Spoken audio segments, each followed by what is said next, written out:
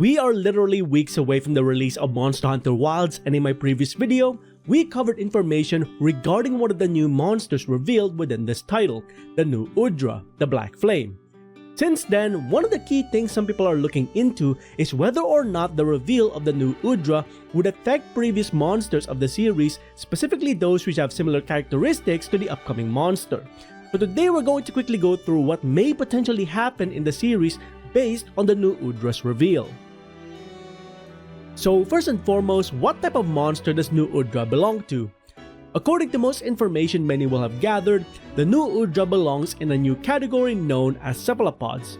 It's a simple and straight to the point category going over the general characteristics of the Nu Udra as a whole without going through the specific details. This means that in future, we will likely see other monsters that are similar in overall features as Nu Udra but have different characteristics that make them different from one another.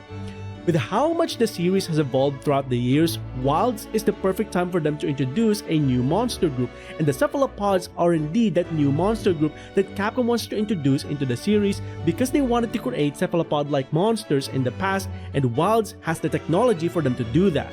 Now, given that Wilds allows Capcom to create cephalopods in the series, we can expect more of them at some point in the future. Whilst we currently don't know what Capcom has planned for Wilds in terms of the full monster roster, there is potential that we may see variations of Nu Udra be introduced as either title DLC updates or as part of the highly likely Wilds expansion.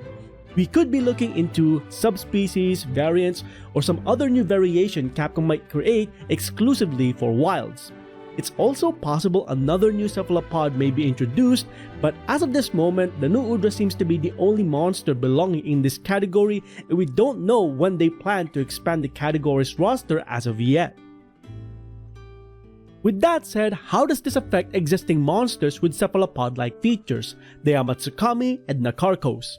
As far as everything goes, those monsters will remain as elder dragons, and the main reason is because, despite having features of a cephalopod, both the Yamatsukami and Nakarkos have unnatural features that separate them from regular monsters.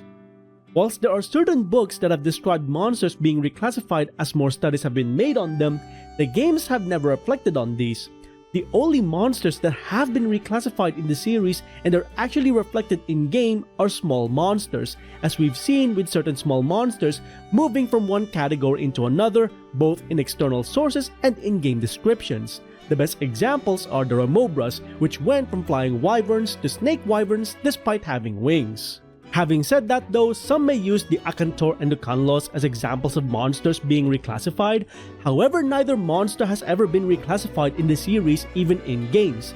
They've always been described as wyvern-type monsters, even if we look into Akantor's early descriptions dating back to Monster Hunter Freedom 2. So, whilst it's understandable that both the Yamatsukami and the Nakarkos have cephalopod features, it's doubtful that their categorization would change in the series unless Capcom wants to heavily alter their lore, which, whilst possible, is doubtful would happen given their already established lore.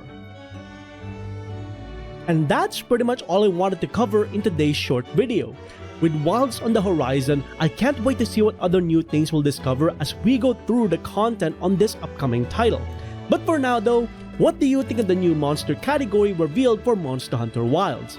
Let us know your overall thoughts and opinions regarding the cephalopod category and what other monsters you'd like to see be added in the future of the series.